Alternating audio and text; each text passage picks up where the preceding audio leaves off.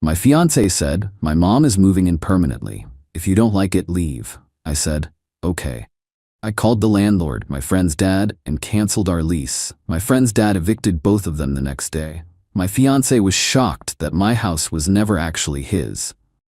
I, 28, have been sitting on this for about 2 weeks now, and honestly, I still get a little surge of satisfaction every time I think about it. Not proud of that, but here we are. Quick context. I've been with my fiancé, 32, for 3 years, engaged for 8 months. We moved into a rental house together about 14 months ago. Nice place, 3 bedrooms, decent yard, the whole suburban starter home vibe. Here's the thing everyone needs to understand. The house was never in his name, not even close. See, my best friend since middle school, we'll call her my bestie, her dad owns several rental properties. When I mentioned we were looking for a place, she connected us with her dad. He gave us a fantastic deal because he's known me since I was 12 and trusts me. The lease? Solely in my name. My fiancé never questioned it because he assumed it was just paperwork convenience. I paid first month's rent and the security deposit, $4,200 total from my savings. We split rent 50-50 after that, but legally, on paper, I was the only tenant. My fiancé's name appeared nowhere on any document. He never seemed to care about the details. "You handle the boring stuff," he'd say. I'm not good with paperwork." Red flag number 1 that I ignored because love makes you stupid. Now my fiancé's mom. Oh boy. She's been a constant presence in our relationship. Weekly dinners at her place, mandatory. Sunday calls that lasted minimum 2 hours. She had opinions on everything, our furniture, my cooking, my career choices, even how I loaded the dishwasher. "You should rinse them first, sweetie. That's how I taught my son. Your hair looks better longer. Why did you cut it? Are you sure you want to work those hours? My son needs attention too." I tolerated it, smiled through gritted teeth, reminded myself that she'd be my mother-in-law soon and I needed to keep the peace. Then 3 weeks ago, everything imploded. My fiancé came home from visiting his mom with a weird energy. I was in the kitchen making dinner when he sat down at the counter and just watched me, didn't say anything for like 5 minutes. "Everything okay?" I asked. "We need to talk." Those words. Never good. He explained that his mom's landlord had sold the building. New owners were renovating and not renewing leases. She had 60 days to find a new place. "That's rough," I said, genuinely sympathetic. "Is she looking at apartments in her area?" "Actually." He paused. "I told her she could move in here." I stopped stirring. "Excuse me? Just temporarily, until she finds something." "You told her she could move in without asking me first." "It's my mom, she's family. I didn't think I needed permission." I took a breath. "Okay, how long are we talking? A month? 2? He wouldn't meet my eyes. However long it takes. Which could be. She's on a fixed income. Finding affordable housing isn't easy. Could be a while. Define a while. I don't know. Maybe? Permanently? The word hung in the air like a bad smell. "Permanently," I repeated. "Your mother, living with us, forever. She's getting older. She shouldn't be alone, and this house has 3 bedrooms. We're not using the guest room. That's my home office. You can work in the living room." The casual dismissal of my needs, my space, my input, it was like a switch flipped. I'd been accommodating his mom for 3 years. 3 years of criticism disguised as advice, of being made to feel like an interloper in my own relationship, of my fiancé always taking her side. "I'm not comfortable with this," I said carefully. "We need to discuss it." "There's nothing to discuss. She's moving in next weekend." "Next weekend? You already set a date?" "She needs to start packing. Couldn't leave her hanging." "But you could leave me hanging? Make a major life decision without even consulting me?" His face hardened. "This is my house too. My mom. My decision. Our house, our decision. That's how partnerships work." "Fine. Then I'm telling you, as your partner, my mom is moving in. And I'm telling you, as your partner, I'm not okay with that." He stood up, and I swear his whole demeanor shifted into something I'd never seen before. Cold. Almost contemptuous. "Then maybe you should leave." I blinked. "What? If you can't accept my mother, maybe we shouldn't get married. Maybe you should find somewhere else to live." The silence stretched for what felt like minutes. "You're choosing your mother over me?" "I'm choosing family. She was here before you. She'll be here after you." Something in me just settled. Like all the anxiety and anger crystallized into perfect clarity. Okay, I said. He looked surprised. Okay, what? Okay, I'll leave. I wait, really? You said if I don't like it, leave, so I will. His expression flickered, confusion, maybe a hint of regret, but then his jaw set. Fine, but you should know I'm not giving up this house. I've built a life here. You do what you need to do. I went to our bedroom, grabbed my laptop, and texted my best friend. Need to talk. It's urgent. She called immediately. I explained everything. By the time I finished, she was already conferencing in her dad. Update 1. The fallout begins. So here's where it gets good.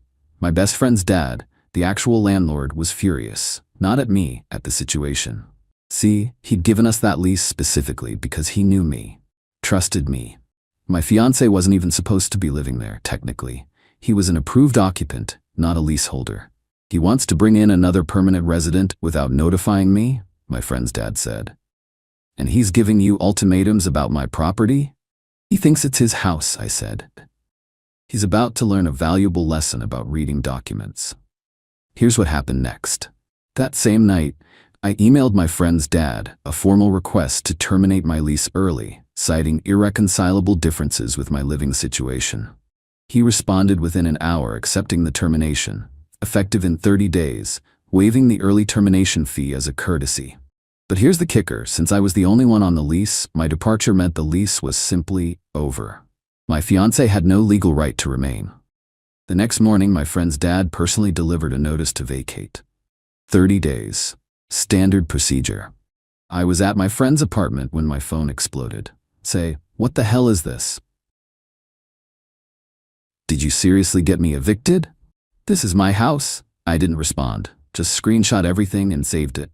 20 minutes later he called. I let it go to voicemail, then called again and again. Finally I picked up. What did you do? He was screaming. I terminated my lease.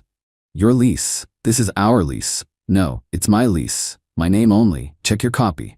Oh wait, you don't have one because you never signed anything. Silence. Then that's not possible. We moved in together. We did. You moved in with me, into my rental. I've been paying rent. To me, which I then paid to the landlord. Your name isn't on any of the paperwork. This is insane. You can't just kick me out. I'm not kicking you out. I'm ending my lease and leaving. You have no lease to stay under. Where am I supposed to go? Ask your mom. Apparently she's great at finding housing situations. I hung up. The next few hours were chaos. His mom called. I ignored it. His sister called. Ignored that too. Then the texts from his mom started. You vindictive little witch. How dare you do this to my son? He gave you everything and this is how you repay him? I always knew you weren't good enough for him. You'll regret this. Women like you always do. I screenshot those too. Documentation is everything. My fiancé showed up at my friend's apartment that evening. Started banging on the door. I know you're in there. We need to talk. My friend's dad, who happened to be there helping me plan my next steps, opened the door. Son, you need to leave before I call the police. This is none of your business. Actually, it's literally my business. I'm the landlord, and you're about to be trespassing if you don't step back. My fiancé's face went through about 6 different expressions, finally settled on desperate. Please, he said, looking past my friend's dad at me. Please, can we just talk about this? I'm sorry, Tress, I overreacted. My mom doesn't have to move in. Funny how that changed once you realized you don't actually have a house. I didn't mean any of it. I was stressed. My mom was pressuring me. So you gave me an ultimatum, told me to leave, said your mom would be there after I was gone. I was angry, and I'm done. 30 days. Figure it out. My friend's dad closed the door. Update 2. The entitlement escalates. You'd think that would be the end of it. You'd be wrong. Over the next 2 weeks, the entitlement from my now ex and his mother reached levels I genuinely didn't think were possible. First, his mom tried to negotiate directly with my friend's dad. Called him at his office. Surely we can work something out. My son has been a good tenant. Your son was never a tenant, ma'am. He was an approved occupant under someone else's lease. Well, can't you just put the lease in his name now? No. Why not? Because I don't want to. That property is already lined up for different tenants. This is discrimination. It's property ownership. Goodbye. She hung up and apparently called 3 more times. The fourth time, my friend's dad told her any further contact would be considered harassment and he'd involve his attorney. That finally shut her up. Then my ex started with the guilt trips. Long rambling texts at 2 a.m. I gave you 3 years of my life. I was going to marry you, make you part of my family. How can you throw that away? You're punishing me because I love my mother? I didn't respond to any of them. His sister tried the reasonable person approach, called me from an unknown number, so I picked up. Hi, it's me. Please don't hang up. I just want to understand what happened. Your brother told me to leave, so I'm leaving. But the house was never his. I know that's hard to accept, but it's the truth. He's a mess. He's staying at my place and he just sits there staring at walls. That sounds like a him problem. How can you be so cold? Your brother chose his mother over me, gave me an ultimatum without discussion, told me his mom would be there after I was gone. I'm supposed to feel bad that there are consequences. He didn't mean it. He absolutely meant it. He just didn't expect me to actually do it. She didn't have a response for that, but the real fireworks came at the 2-week mark. I had to go back to the house to get my stuff. Brought my friend's dad and 2 guys he knew for safety and witnesses. My ex was there, with his mom, in my house. You've got some nerve showing up here. His mom spat. I'm here to collect my belongings. I have every right to be here until the lease ends. You've ruined my son's life. Your son ruined his own life when he told me to leave. My ex stepped forward. Just take your stuff and go. You've done enough. I walked past him and started gathering my things. I'd already made a list: clothes, books, my laptop and desk setup from the home office, which his mom had already started filling with her boxes. I noticed kitchen items I'd bought, artwork from the walls. You're not taking the TV, my ex said. I bought it. With our money. With my money. I have the receipt, paid with my credit card. We were together. Everything was shared. We weren't married. And even if we were, this is my property. I have documentation for everything I'm taking. His mom inserted herself. You're stealing from him. Ma'am, I'd suggest you stop talking before you say something actionable. I continued packing while my ex stood there seething. His mom kept making snide comments. Look at her, clearing out the place like a vulture. I raised my son to be generous. Clearly, he picked the wrong woman. No wonder she's unmarried at 28. Who would want her? I just kept working. Didn't engage. Every word she said just confirmed I'd made the right call. When I got to the bedroom, I found something interesting. A jewelry box on the dresser. Mine was open and empty. Where's my jewelry? I asked. What jewelry? My ex's face gave everything away. The pieces that were in this box: my grandmother's earrings, my mother's necklace. I don't know what you're talking about. Those items have sentimental value. Where are they? His mom appeared in the doorway. Maybe you should have thought about your precious jewelry before you made my son homeless. My stomach dropped. You took them. I didn't take anything, but if something's missing, well, karma's a funny thing. I looked at my friend's dad. He was already on the phone. Yes, I'd like to report a theft. Suddenly my ex's attitude changed completely. Wait, let's not be dramatic. Where is my jewelry? Mom took them, for safekeeping. She was worried you'd claim I stole them or something. So you did steal them. We were keeping them safe. Give them back, Mom. His mom's face twisted. Why should I, after what she's done? Because it's theft, my friend's dad said, and the police are on their way. She went pale, then tried to backtrack. I was going to return them, eventually. I just wanted her to know how it feels to lose something. The jewelry, now. She disappeared for a minute and came back with a small bag. I checked. Everything was there. But the fact that she'd taken them in the first place. The police arrived anyway. I filed a report. Nothing would likely come of it since the items were returned, but it was documented. One more piece of evidence of their entitlement and willingness to retaliate. As I was loading the last of my boxes, my ex made one final attempt. We can still fix this. I'll get my mom an apartment. We can find a new place together. Start fresh. You told me to leave. You chose your mother. Those were your words. I was wrong. Yeah, you were. But you weren't wrong about who you'd choose. That was the most honest you've ever been with me. I drove away and didn't look back. Final update, 3 weeks later. So here's where things stand. The 30-day notice expired last week. My friend's dad's new tenants, a lovely couple with a baby on the way, moved in this past weekend. My ex and his mom, they ended up in a 2-bedroom apartment on the outskirts of town. His mom complained constantly about the size, the neighborhood, the lack of a yard. From what I heard through mutual friends, she blamed him for letting me leave. If you just kept her happy, none of this would have happened. You should have handled her better. I raised you to be the man of the house, not some pushover. The irony? She's there permanently now, just like she wanted. Except instead of a nice 3-bedroom house with a yard, they're crammed into a tiny apartment that neither of them can afford alone. His mom's Social Security barely covers her share. My ex is working overtime just to keep up. The comfortable life he'd built with my support? Gone.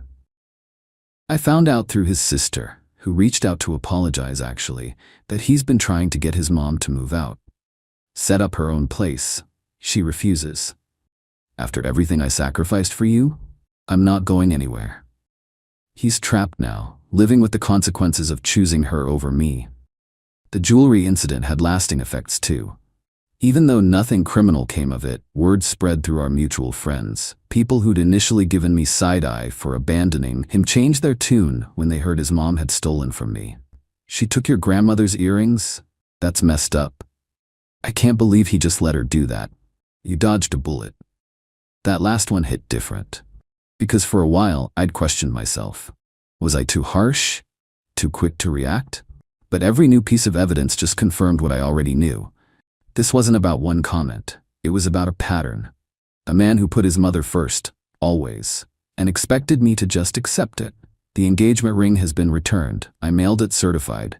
Didn't want any claims about me keeping it. He sent a text acknowledging receipt, but nothing else. No apology. No acknowledgement that maybe, just maybe, he was wrong. His mom, predictably, has been telling anyone who'll listen that I'm a vindictive woman who destroyed her son's life. But the story never quite holds up when people ask follow-up questions. She evicted him. But wasn't it her lease? Well, yes, and didn't he tell her to leave first? He was stressed. So she left, like he asked, and took her lease with her. It doesn't play as well as she hoped. As for me, I'm staying at my friend's place temporarily while I look for my own apartment. It's cramped but peaceful. No one criticizes how I load the dishwasher. No one demands I sacrifice my home office for their comfort. No one tells me to leave and then acts shocked when I do. I'd be lying if I said I wasn't sad. 3 years is a long time. There were good memories, trips we took, holidays we spent together, quiet evenings that felt like forever in the best way. But here's the thing about good memories. They don't obligate you to accept bad treatment. They don't mean you have to sacrifice your boundaries, your space, your self-respect. He made his choice, his mother over me, his comfort over our partnership, his assumption that I'd just fold over my actual autonomy. And I made mine. The best part, when I signed my new lease last week, my own place, just me, exactly what I can afford, the landlord asked if anyone else would be on the lease. No, I said, just me. It felt so good to say that. Some people think I was petty, that I should have talked it out more, fought for the relationship, tried to compromise. But here's what they don't understand. I'd already been compromising for 3 years. Every weekly dinner with his mom. Every criticism I swallowed. Every time I adjusted my life to accommodate her preferences. The house wasn't just a lease. It was the first time I had real leverage. And when he told me to leave, genuinely believed he could take my home from me, I realized I'd been giving him power he never actually had. So I took it back. Last thing. His sister sent me a message yesterday. Apparently, he's been asking about me. Wants to know if there's any chance we could talk. I didn't respond. Some conversations don't need to happen. Some chapters just need to close. The lease on my new place starts next month. I'm buying furniture this weekend. Just the essentials. Nothing fancy. Starting from scratch at 28 wasn't my plan. But neither was spending my life as second priority to a mama's boy and his enabling mother. I'll take the fresh start.